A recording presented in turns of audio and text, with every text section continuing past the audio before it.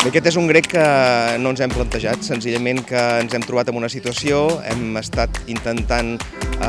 fer diversos escenaris i al final és el que ha estat possible en la situació actual, amb els projectes que ja tenim compromesos, amb els artistes que han volgut tirar endavant. És un grec possible, un grec d'emergència, un grec necessari i un grec que espero que puguem gaudir tots. Hem passat per molts escenaris, hem passat per escenaris més negres, més grisos, més foscos, més lluminosos, hem passat per molts llocs i al final jo crec que una mica ens ha ajudat també la sort que de moment tenim una situació favorable sanitària que fa possible que, tot i que amb mesures de precaució i amb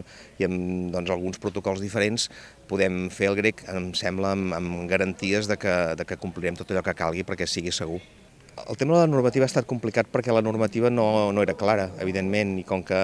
nosaltres volíem ser molt escrupulosos, molt respectuosos i treballàvem sobre hipòtesis, aquesta potser ha estat la dificultat més gran. Saber que havíem de fer coses però no sabíem quines coses havíem de fer. Per tant, treballar sobre hipòtesis ha estat complexa, però al final hem estat treballant amb seny, amb sentit comú, amb bons assessors, i el que ha estat al final la normativa aprovada, doncs ens hem adonat que la podíem complir perfectament. Hem acabat definint 3 models de grec, el grec que era possible al juliol, el grec que no estaven a punt als espectacles, per tant més aviat a partir de que els projectes artístics havien pogut assajar o estar llestos o no, que es faran de grec a grec,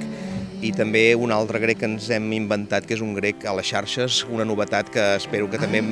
arribi per quedar-se, perquè realment permet arribar a molta més gent. Tenim davant nostre un grec que tot just comença, tenim un grec també que té les entrades esgotades, que ens agradaria poder multiplicar, però que no podem multiplicar, i això vol dir que la gent té ganes de grec, té ganes de sortir al carrer, té ganes de compartir, té ganes d'estar amb els altres i té ganes d'emocionar-se amb el directe. Jo penso que és una cosa que espero que també el sector de la cultura sàpiga posar en valor, que la cultura ajuda, la cultura cura i la cultura és necessària.